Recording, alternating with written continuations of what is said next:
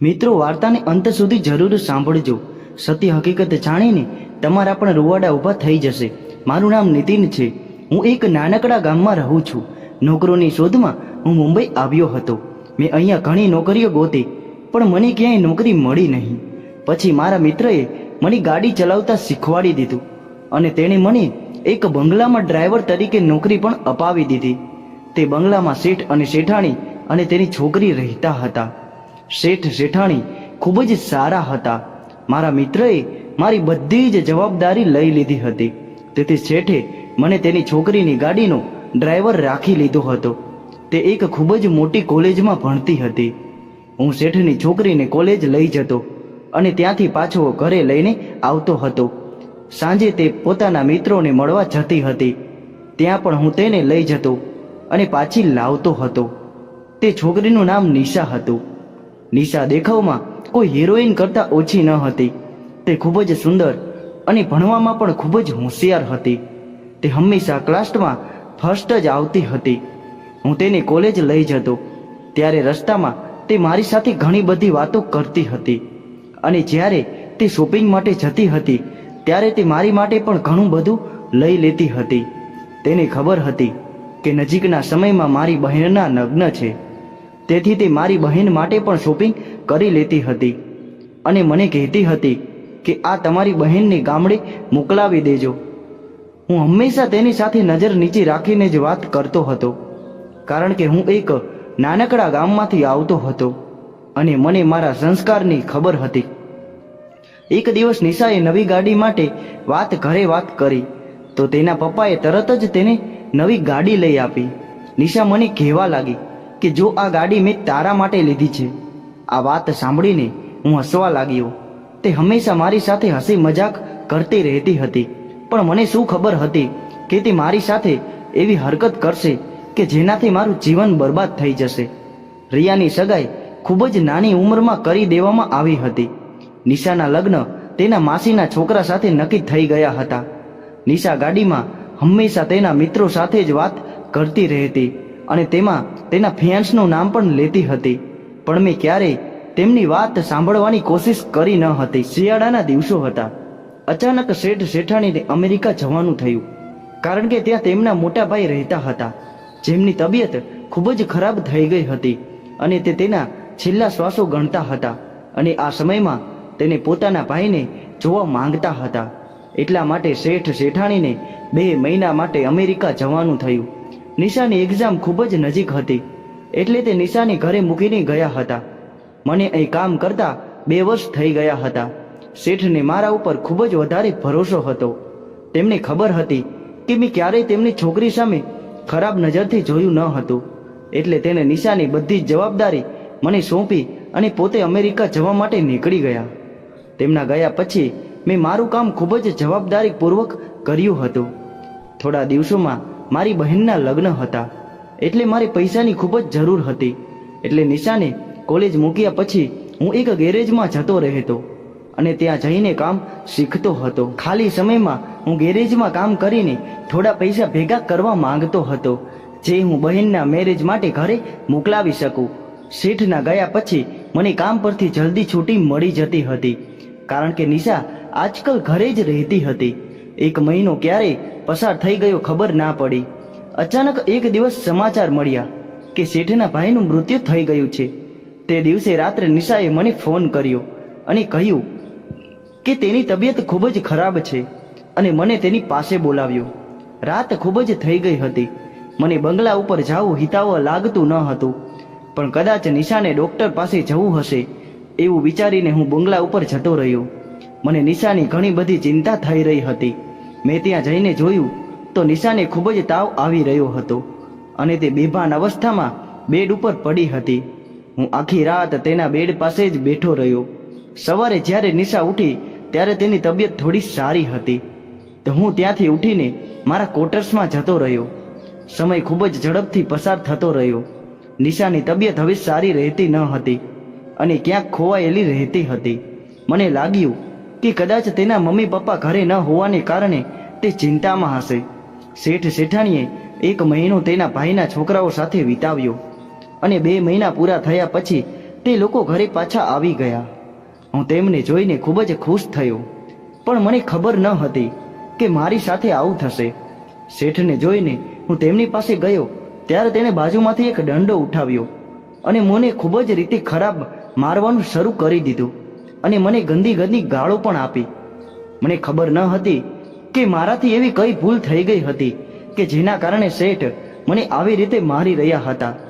તે મારી કોઈ વાત સાંભળવા માટે તૈયાર ન હતા, પણ જ્યારે મને વાતની ખબર પડી ત્યારે મારા પગ નીચેથી જમીન સરકી ગઈ. નિશાએ મારા ઉપર આરોપ લગાવ્યો હતો કે મેં તેની સાથે જબરદસ્તી કરી છે અને હવે તે પ્રેગ્નેન્ટ થઈ ગઈ છે.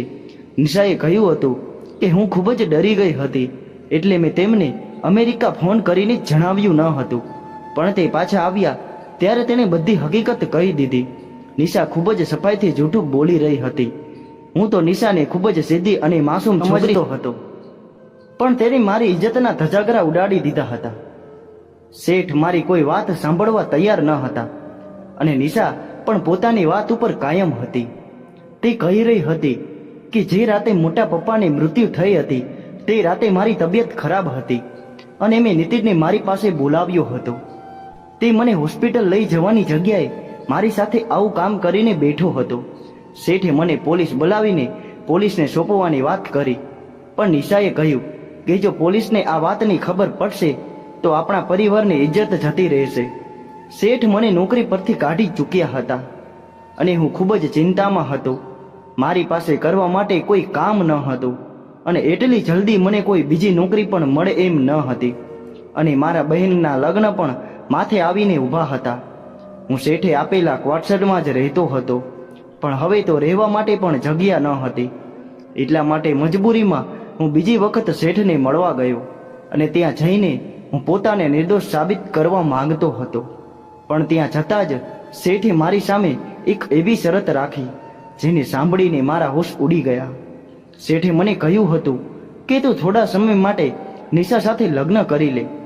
જ્યારે છોકરાનો જન્મ થઈ જાય ત્યારે તું તેને તારી પાછી ઘરે મૂકી જજે. અમે ગર્ભપાત કરાવવાની ખૂબ જ કોશિશ કરી, પણ ડૉક્ટરે કહ્યું છે કે નિશાની હાલત ખૂબ જ નાજુક છે. કદાચ ગર્ભપાત કરાવવાથી નિશાનું મૃત્યુ પણ થઈ શકે છે અને હું મારી એકની એક છોકરીને ગુમાવવા માંગતો નથી અને નિશાનો મંગેતર પણ તેને છોડીને જતો રહ્યો છે.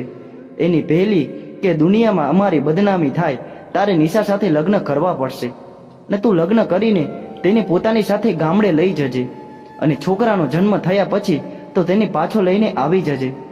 મને ખબર હતી કે આ છોકરો મારો નથી અને નિશા ખોટું બોલી હતી, તો પણ હું આ વાત માટે માની ગયો, કારણ કે મારી બહેનના લગ્ન માટે મારે પૈસાની જરૂર હતી અને તે પૈસા મને મારા શેઠ જ આપી શકે તેમ હતા. એટલા માટે મેં નિશા સાથે લગ્ન કરવાની હા પાડી દીધી. તેની સાથે લગ્ન કરીને હું તેના ગામ લઈ ગયો. આખા રસ્તામાં નિશા ખૂબ જ ચૂપ હતી અને મેં પણ તેની સાથે કોઈ વાત કરી ન હતી. ગામડે પહોંચીને જ્યારે હું ઘરે ગયો ત્યારે નિશાને જોઈને મારી મા અને બીજા ગામવાળા ખૂબ જ આશ્ચર્યમાં પડી ગયા. જ્યારે મેં મારી માને કહ્યું કે મેં નિશા સાથે લગ્ન કરી લીધા છે ત્યારે તે વિચારમાં પડી ગઈ અને કહેવા લાગી કે તારા લગ્ન માટે મેં ખૂબ જ સપના જોયા હતા અને તે આટલી મોટી વાત મને કહી પણ નહીં. પણ નિશાને જોયા પછી પણ તે ખૂબ જ ખુશ થઈ ગઈ અને નિશાને પ્રેમ કરવા લાગી. નિશા જોવામાં ખૂબ જ ખૂબસૂરત હતી અને ખૂબ જ નાની ઉંમરની હતી. વહુને જોઈને મારી માના બધા જ સવાલો દૂર થઈ ગયા હતા અને નિશાને રૂમમાં લઈ ગયા. તેને એક નવી દુલ્હનની જેમ તૈયાર કરી દીધી. રાત્રે જ્યારે હું રૂમમાં ગયો ત્યારે નિશા એક દુલ્હન બનીને બેડ ઉપર બેઠી હતી. તેને જોઈને મને ખૂબ જ આશ્ચર્ય થયું હતું, કારણ કે તે કોઈ આકાશમાંથી ઉતરેલી પરી જેવી લાગી રહી હતી. હું તેને જોઈને પહેલી નજરમાં જ મારું દિલ હારી બેઠો હતો, પણ હું કઈ રીતે ભૂલી શકતો હતો કે મારી આ જ પત્નીએ મારા ઉપર કેટલા આરોપો લગાવ્યા હતા. હું તેની પાસે જઈને બેડ ઉપર બેઠો તો તે ડરના કારણે ધ્રુજવા લાગી. તેને ખબર હતી કે તેણે મારી સાથે કઈ રીતે લગ્ન કર્યા છે. હું કંઈ બોલું તે પહેલાં જ તે ઊભી થઈને મારા પગમાં પડીને રડવા લાગી. તેના આંસુ મારા દિલ ઉપર લાગી રહ્યા હતા, કારણ કે મેં તેને હંમેશા ખૂબ જ સારી છોકરી સમજી હતી. નિશા રડતા રડતા મને કહેવા લાગી કે તેણે મારા ઉપર જે આરોપ લગાવ્યા છે તેના માટે તે ખૂબ જ શરમ મહેસૂસ કરે છે અને તેણે કરેલી ભૂલ ઉપર તેને ખૂબ જ પછતાવો થાય છે. પણ તેણે આ બધું સમયને બદનામ કરવા માટે કર્યું ન હતું. તેણે આ બધું ખૂબ જ મજબૂરીમાં કર્યું હતું. મેં તેની સામે ખૂબ જ ગુસ્સાથી જોયું અને તેને ચોખ્ખું કહી દીધું કે તે ગમે એટલી મજબૂરીમાં કર્યું હોય, પણ તારી આ હરકતથી મારી ઇજ્જત ઉપર ડાઘ લાગી ગયા છે. તે પોતાના બધા જ ગુના મારા માથે થોપી દીધા છે અને તું બચી ગઈ છે. અને મારી કોઈ ભૂલ ના હોવા છતાં પણ શેઠની નજરમાંથી હું ઉતરી ગયો છું. હું ઈચ્છું ને તો પણ તને માફ નહીં કરી શકું, પણ મારા સંસ્કાર એટલા ખરાબ પણ નથી કે હું કોઈ છોકરી ઉપર જુલમ કરું કે કોઈનું અપમાન કરું.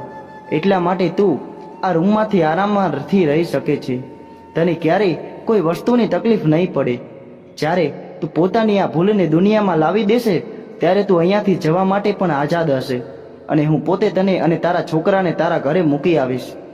મેં નિશાને નીચેથી ઊભી કરીને બેડ ઉપર બેસાડી અને રૂમની બહાર જવા લાગ્યો. પણ નિશાએ મને એવી વાત કરી કે મારા પગ આગળ વધી શક્યા નહીં. તે કહેવા લાગી કે તેણે કોઈ ગુનો નથી કર્યો, કે જેના જન્મ સુધી મારે અહીંયા રાહ જોવી પડશે, અને તમારા માલિકની નજરમાં પણ મેં તમને ઉતાર્યા નથી. હકીકત તો એ છે કે મારા પપ્પા મને ખૂબ જ પ્રેમ કરે છે અને એ સૌથી વધારે ભરોસો પણ તમારા ઉપર જ કરે છે. એટલા માટે જ એણે પોતાની સૌથી કિંમતી વસ્તુ તમને સોંપી દીધી છે અને મને કહ્યું હતું કે લગ્ન પછી હું તમને બધી જ હકીકત જણાવી દઉં. નિશાની આ વાત સાંભળીને મને મારા કાન ઉપર વિશ્વાસ થતો ન હતો. હું તરત જ ફરીને નિશા સામે જોવા લાગ્યો અને તેનો ચહેરો જોઈને તેની માસુમિયત દેખાઈ રહી હતી. તે અત્યારે 18 વર્ષની માસૂમ છોકરી હતી જે ખબર નહીં કઈ હાલતમાંથી પસાર થઈ રહી હતી. તે મને કહેવા લાગી કે તે પ્રેગ્નેન્ટ નથી અને તેના પિતાએ તેને ખોટું કીધું છે ને તેના પિતાએ આ ખૂબ જ મજબૂરીમાં કહ્યું હતું, કારણ કે તે મારો જીવ બચાવવા માંગતા હતા. નિશાએ પાસે આવીને મારો હાથ પકડી લીધો અને મને પોતાની સાથે બેડ ઉપર બેસાડીને ખૂબ જ ધીમા અવાજે મને આ બધું કહી રહી હતી અને હું ચૂપચાપ તેની આ વાતો સાંભળી રહ્યો હતો. નિશા કહેવા લાગી કે માસીના છોકરા સાથે મારા નાનપણમાં જ લગ્ન નક્કી થઈ ગયા હતા. નિશાના પપ્પાએ તેની સાડીના સારા સ્વભાવને લીધે લગ્ન માટે હા પાડી દીધી હતી, પણ સમય જતાં મારા પપ્પાને પોતાની ભૂલનો અહેસાસ થવા લાગ્યો હતો, કારણ કે તે મારા માસીનો છોકરો પણ એકમાત્ર સંતાન હતો. તો તેને ખૂબ જ લાડ પ્રેમથી ઉછેરવામાં આવ્યો હતો. તેને ઘરમાં રોકટોક કરવાવાળું પણ કોઈ જ નહોતું અને જેમ જેમ તે મોટો થતો ગયો તેમ તેમ તે ખોટા રસ્તે જવા લાગ્યો હતો અને ખૂબ જ બગડી ગયો હતો. નિશા કહેવા લાગી કે જ્યારે તેના મમ્મી પપ્પા અમેરિકા ગયા હતા ત્યારે તેણે ઘણી વખત નિશા સાથે જબરદસ્તી કરવાની કોશિશ કરી હતી. એટલે તે પોતાની જાતને રૂમમાં બંધ કરીને જ રાખતી હતી. જે રાત્રે તેના મોટા પપ્પાની મૃત્યુ થઈ તેના એક રાત પહેલા તેણે પોતાના મિત્રો સાથે મળીને મારી સાથે જબરદસ્તી કરવાની કોશિશ કરી હતી અને તે જ ડરથી તેની તબિયત ખરાબ થઈ ગઈ હતી. તેને સમજાણું ન હતું કે તે પોતાના બચાવ માટે શું કરે, કારણ કે તે એકલી હોવાથી તેનો મંગેતર ગમે ત્યારે ઘરે આવી શકતો હતો. એટલે તમને ફોન કરીને ઘરે બોલાવ્યા હતા અને પોતાના મા બાપના આવ્યા પછી તેણે બધી જ વાત કરી દીધી. નિશાના પપ્પાએ તેની માસીને ફોન કરીને બધી વાત કરી તો તેની માસી કહેવા લાગી કે છોકરાઓ જવાન થઈ ગયા છે અને ગરમ લોહી હોવાને કારણે ક્યારેક ક્યારેક આવી હરકતો કરી બેસે છે અને છોકરાઓ થોડી ઘણી મસ્તી કરી લે તો એમાં વાંધો શું છે. અને નિશા આટલા જૂના વિચારોવાળી કેમ છે જે પોતાના મંગેતર સાથે થોડો સમય પણ પસાર નથી કરી શકતી. નિશાએ કહ્યું કે જ્યારે પપ્પાને તેની ભૂલનો અહેસાસ થયો કે તેણે બહુ મોટી ભૂલ કરી દીધી છે અને મારા મંગેતરના બગાડવા પાછળ તેની માં એટલે કે મારી માસીનો જ હાથ છે અને લગ્ન પછી પણ મારી સાથે તે ઘરમાં આવી હરકતો થઈ શકે છે. એટલે મારા પપ્પાએ તેમની સાથે સંબંધ તોડવાની વાત કરી. તે લોકો જબરદસ્તી ઉપર ઉતરી આવ્યા અને કહેવા લાગ્યા કે તે મને કોઈ પણ હાલતમાં છોડશે નહીં. મારા પપ્પા ખૂબ જ ચિંતા કરવા લાગ્યા હતા. મારા પપ્પાએ જ્યારે તને ગાર્ડનને અંદર ગાડીના કાચ સાફ કરતા જોયો હતો ત્યારે ત્યાં હું પણ ઊભી હતી અને મેં તેમને કહ્યું કે મોટા પપ્પાની મૃત્યુની રાત્રે તે મારી પાસે આવીને મારી રક્ષા કરી હતી. પપ્પાને ખબર પડી ગઈ કે તારાથી સારો છોકરો મને મળી શકશે નહીં. એટલા માટે પપ્પાએ અને અમે બધાએ મળીને નિર્ણય લીધો કે તે મારા લગ્ન તારી સાથે જ કરાવી દેશે અને મારા મંગેતરથી મારો હંમેશા માટે છુટકારો થઈ જશે. પણ આ લગ્ન સીધી રીતે થઈ શકે તેમ ન હતા. એટલા માટે પપ્પાએ માસીને ફોન કરીને કહ્યું તે મારી સાથે ખોટું કામ કર્યું છે અને હવે હું પ્રેગ્નેન્ટ થઈ ગઈ છું. આ સાંભળીને માસીએ સામેથી જ સંબંધ તોડી નાખ્યો ને કોઈ પણ ઘરના લોકો આવી છોકરીને પોતાની વહુ ના બનાવી શકે. પપ્પા પહેલા જ તને બધી હકીકત કહેવા માંગતા હતા, પણ તેમને ડર હતો કે તું કદાચ લગ્ન માટે ના પાડી દઈશ અને એટલા માટે તેણે તને જાણી જોઈને મારવાનું શરૂ કર્યો હતો. અને તને ખબર હતી કે તું પાછો જરૂર આવીશ અને ત્યારે તે તારી સાથે લગ્નની શરત મૂકી દેશે. અને પપ્પાનો આ પ્લાન સક્સેસફુલ રહ્યો હતો અને એટલા માટે જ પપ્પાએ લગ્ન કરાવીને મને તારી સાથે અહીંયા મોકલી દીધી, જેથી મારી માસીનો છોકરો આપણને કોઈ તકલીફ પહોંચાડી શકે નહીં. પપ્પાને ખબર હતી કે તું ખૂબ જ સારો છોકરો છે અને તારા સંસ્કાર પણ ખૂબ જ સારા છે અને બધી જ સચ્ચાઈ સાંભળીને તું મને સ્વીકારી લેશે. પપ્પાને દુનિયાની પરખ હતી. તે પહેલા દિવસથી જ કહેતા હતા કે તું લાલચી માણસ નથી, પણ ખૂબ જ સારા દિલનો નેક વ્યક્તિ છે અને તું ઈચ્છે છે તો હું એ વાત સાબિત કરવા માટે તૈયાર છું કે હું પ્રેગ્નેન્ટ નથી અને અત્યાર સુધી મેં કોઈ બીજા વ્યક્તિ સાથે પણ સંબંધ બનાવ્યા નથી. પપ્પાએ ખૂબ જ મજબૂરીમાં મને તારી સાથે વિદા કરી છે અને મેં સાચા દિલથી તારી સાથે લગ્ન કર્યા છે અને તું કેટલો સારો માણસ છે તેની ગવાહી હું પોતે આપી શકું છું. થઈ શકે તો મને અને મારા પપ્પાને ખોટું બોલવા માટે માફ કરી દેજે. આટલું કહીને નિશાની આંખોમાંથી આંસુ ટપકવા લાગ્યા. મને તેના આંસુ જોઈને બાપ દીકરીની લાચારી દેખાઈ રહી હતી. મેં નિશાને ગળે લગાડીને શાંત કરી. તે ખૂબ જ પ્રેમાળ છોકરી હતી. કદાચ ભગવાને આ જ રીતે તેને મારા નસીબમાં લખી હશે. મારી માએ મારી બહેનના લગ્ન સાથે મારા લગ્નની પણ તૈયારી શરૂ કરી દીધી હતી. મારી મા બહેનના લગ્નની સાથે મારા લગ્નની બધી તૈયારી કરાવવા માંગતી હતી. નિશાએ પોતાના મમ્મી પપ્પાને ફોન કરીને બધું કહી દીધું હતું અને કહ્યું હતું કે હું એ અમારા લગ્ન બધા રીતિ રિવાજથી થઈ રહ્યા છે. આ વાત સાંભળીને નિશાના મમ્મી પપ્પા પણ છુપી રીતે ગામડે આવી ગયા અને લગ્નમાં જોડાઈ ગયા હતા. આવીને તરત જ તેણે મારી પાસે માફી માંગી લીધી. હું તો પહેલા જ તેમને માફ કરી ચૂક્યો હતો, કારણ કે હું પોતે પણ એક બહેનનો ભાઈ હતો ને કોઈ ભાઈ કે કોઈ બાપ પોતાની બહેન કે દીકરીના લગ્ન કોઈ ખરાબ છોકરા સાથે કરાવી શકે નહીં. મિત્રો, આપણે ક્યારેય પોતાના છોકરાના ભવિષ્ય વિશે નાનપણથી નિર્ણય ન લેવો જોઈએ, કારણ કે મોટા થઈને તે કયા રસ્તા ઉપર જાય અને તેના દિલમાં શું ચાલી રહ્યું છે તે આપણને ખબર હોતી નથી. અને તમારી દીકરી કે તમારી બહેન ક્યારેય તમારા ઉપર બોજ હોતી નથી કે તમે તેના લગ્ન ગમે તેની સાથે કરાવી દો. મિત્રો, આજનો વિડીયો પસંદ આવ્યો હોય તો તેને લાઈક કરી અને ચેનલને સબસ્ક્રાઇબ કરવાનું ભૂલતા નહીં. ખૂબ ખૂબ ધન્યવાદ મિત્રો.